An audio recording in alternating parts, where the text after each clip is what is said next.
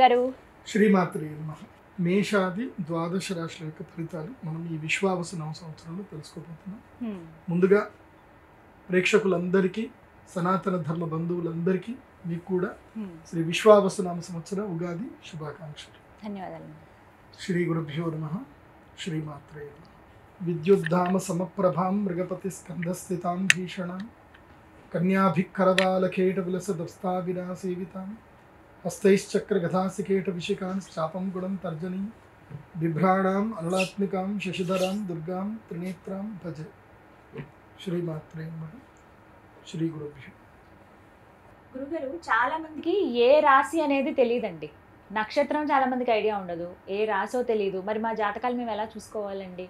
మాకేమో ఏమైనా పరిహారాలు చేసుకుందామన్నా ముందు నక్షత్రం రాశి అడుగుతున్నారు, అలా కూడా చేసుకోవడానికి వీలు లేకుండా పోయింది. ఇంతేనా, తెలుసుకోవడం ఏమైనా కుదురుతుందా అని అడిగే వాళ్ళు చాలా మంది ఉంటారు. వారికి సమాధానం సింపుల్, నేను ఒకటే చెప్తాను.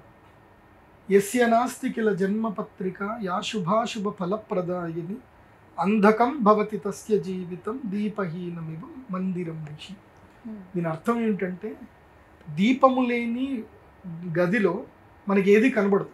ఇప్పుడు ఈ గది ఉంది, ఇక్కడ మొత్తం లైట్లను ఆఫ్ చేసేసారు, మనకి ఏవి ఎక్కడనే కనబడవు కదా. దీపం ఉంటే అన్నీ కనబడతాయి. సో అట్లాగే జాతకం లేని వ్యక్తికి తన జీవితంలో తను ఎక్కడున్నాడు అంటే, ఈ కాలచక్రంలో తనకి మంచి పొజిషన్లో ఉన్నాడా చెడ్డ పొజిషన్లో ఉన్నాడా ఎక్కడ తెలియదు. ఆ తెలియజెప్పేదే జాతకం. జాతకం ఒకటి ఉందనుకోండి, వాళ్ళ జీవితంలో ఇప్పుడు ఏళ్ళనాడ్షన్ వస్తే ఎట్లా జాగ్రత్త పడాలి, గురుడు లక్ ప్లేస్కి వచ్చాడు, ఇప్పుడు బిజినెస్ చేయాలా ఉద్యోగం చేయాలా, ఇవన్నీ తెలిసేది జాతకం ద్వారా. సో జాతకం లేకపోతే ఏం తెలియదు. జాతకం అంటే నీ date of birth, time, place అక్యురేట్గా ఉండాలి. ఉంటేనే అది నీకు జాతకం ఉన్నట్టు. జాతకం లేదు అనుకోండి, ఇక మీకు తల్లిదండ్రులు ఏదైతే పేరు పెట్టారో దాంతో మీరు రాశులు చూసుకోవాలి. జాతకం లేదు అంటే, ఒకవేళ మీ date of birth, time, place ఉంది, మీరు సింపుల్గా నా వెబ్సైట్ విజిట్ అవ్వండి, pradeepjoshi.com వెబ్సైట్ విజిట్ అవ్వండి.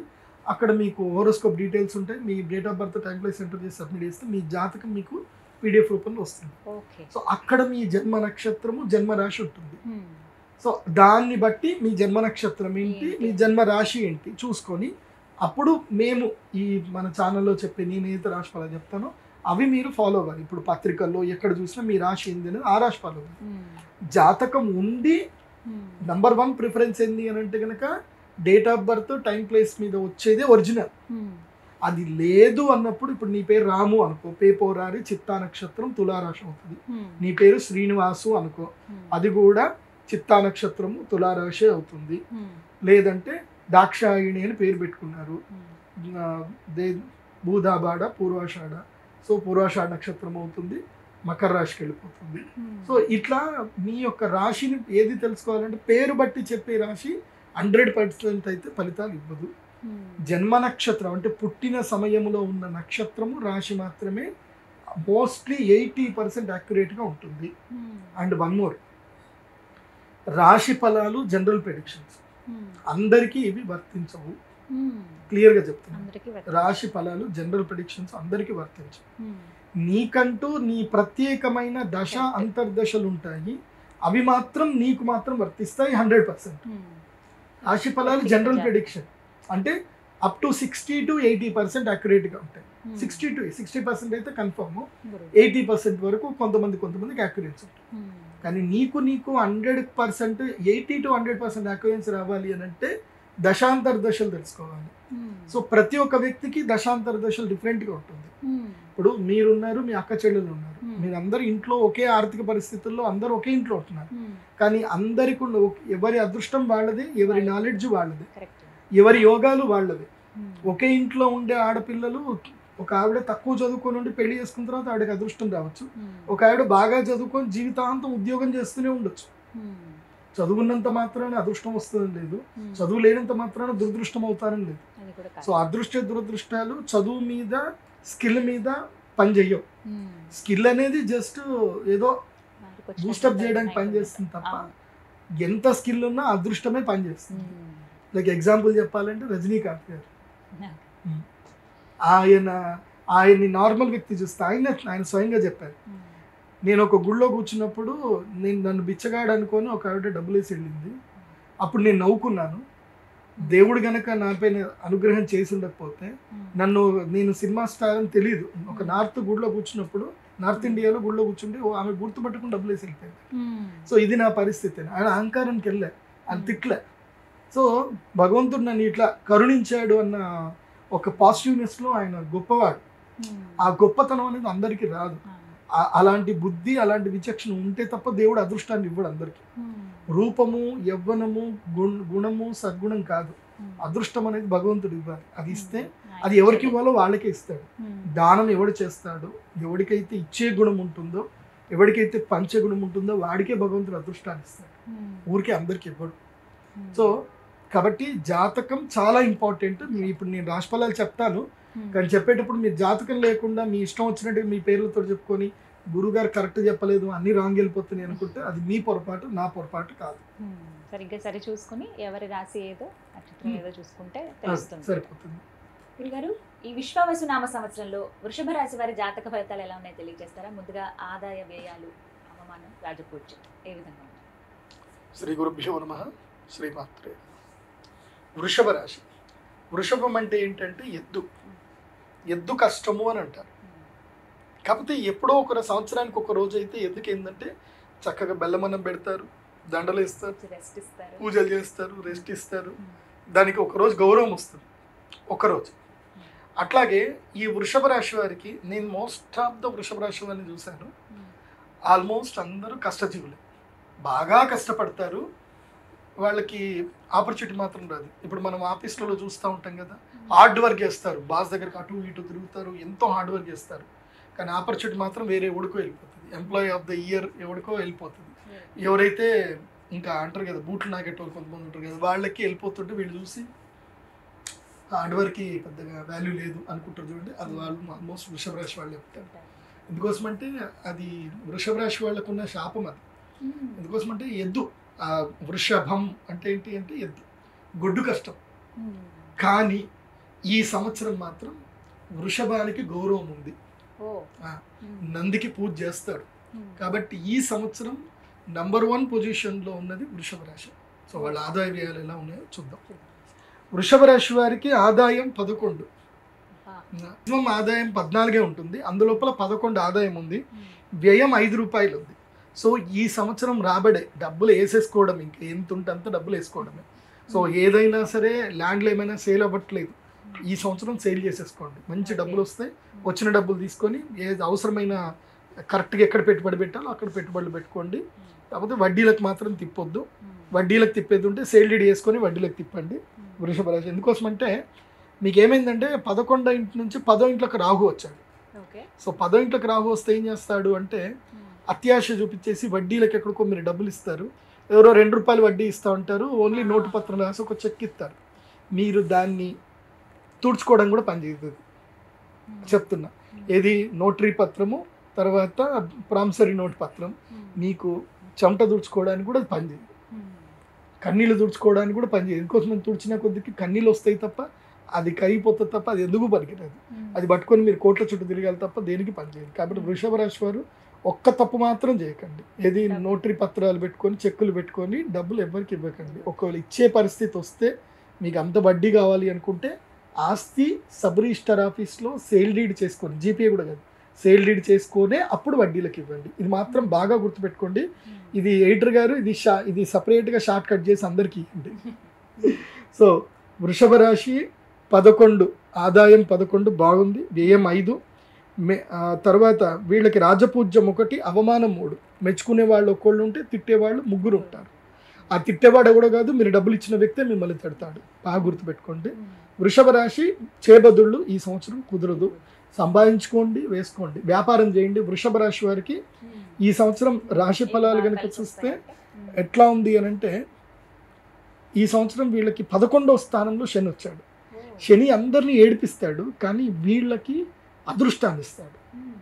కాబట్టి నేను వృషభ రాశి వారికి చెప్పేది ఏంటంటే ఉద్యోగాలు ఎవరైనా ఉంటే, అంటే చాలని శాలరీతో ఎవరైనా ఉంటే మీరు ఉద్యోగం మానేయండి.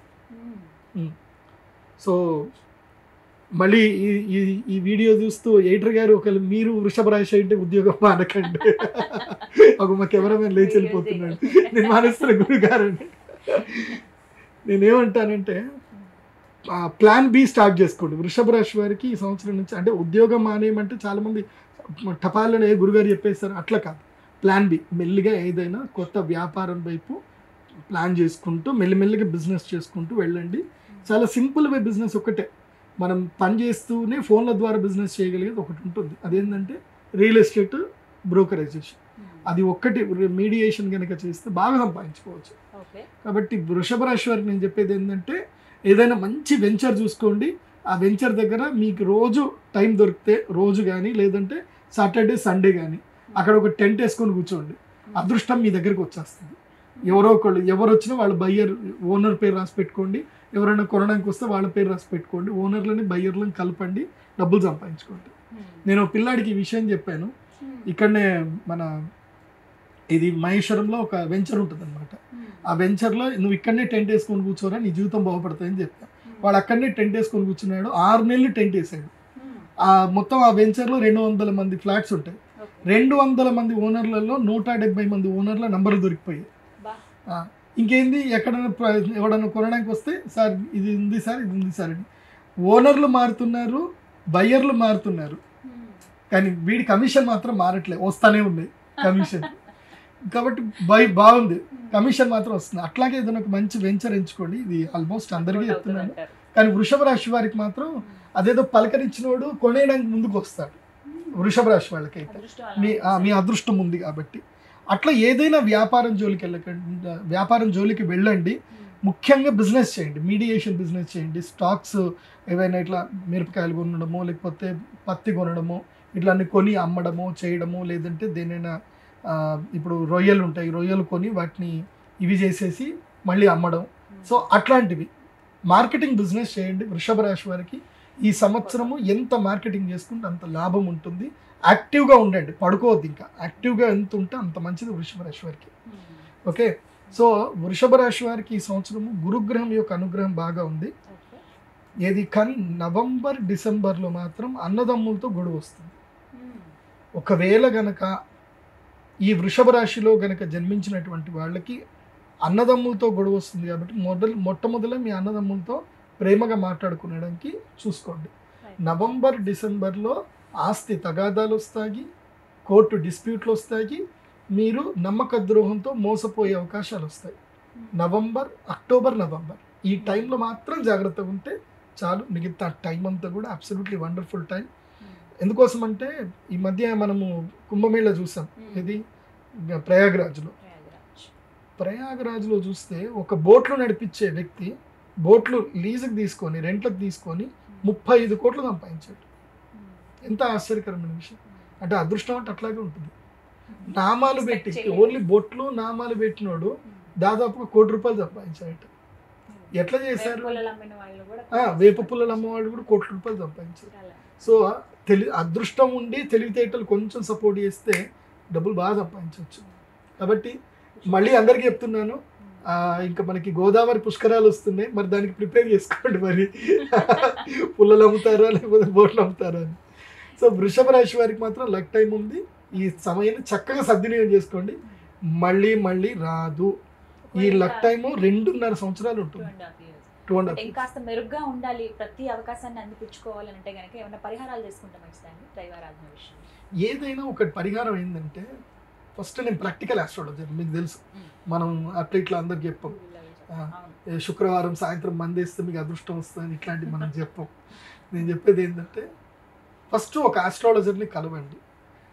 అది నేనే కాదు, మీకు ఎవరైనా సరే మంచి ఆస్ట్రాలజర్, ఎవరికైతే విజ్ఞానం ఉందో, వాళ్ళకి స్టాక్స్ గురించి ప్రజెంట్ సినారియో గురించి అన్నీ తెలిసిన ఒక ఆస్ట్రాలజర్ని కలవండి. లేదంటే ఒక మంచి ఫినాన్షియల్ గురువుని కలవండి. మీకు సుమన్ టీవీలో ఎంతోమంది ఫినాన్షియల్ అడ్వైజర్స్ ఉంటారు. వాళ్ళని కలిసి నేనేం చేయాలని అడగండి. సో మంచి సర్టిఫైడ్ మంచి వ్యక్తుల్ని, నమ్మకమైన వ్యక్తుల్ని అడ్వైజ్ అడగండి. మా సుమన్ టీవీలో అయితే కనుక మంచి వ్యక్తులనే మేము పెడతాము. దొంగలను అయితే మేము మా ఛానల్ లోపలికి అసలు రానియం. మేము మోసం చేసే వాళ్ళని అయితే మా ఛానల్లో రానివ్వం. వాళ్ళని అంటే నూకేస్తాం. కాబట్టి అడ్వైజర్, ఫినాన్షియల్ అడ్వైజర్ని కలవండి, ఇండస్ట్రియలిస్ట్ని కలవండి. ఏ వ్యాపారం చేస్తే బాగుంటుందని తెలుసుకోండి. తెలుసుకుంటే బాగుంటుంది. ఎన్నో వ్యాపారాలు ఉన్నాయి, కాకపోతే ఏది నీకు సూట్ అవుతుంది అనేది ఆస్ట్రాలజర్ చెప్తాడు. ఏది బాగా సంపద వస్తుంది అనేది ఫినాన్షియల్ అడ్వైజర్ చెప్తాడు. ఈ రెండు ఫాలో అయితే సరిపోతుంది. ఇది నేను అందరికీ చెప్తున్నాను.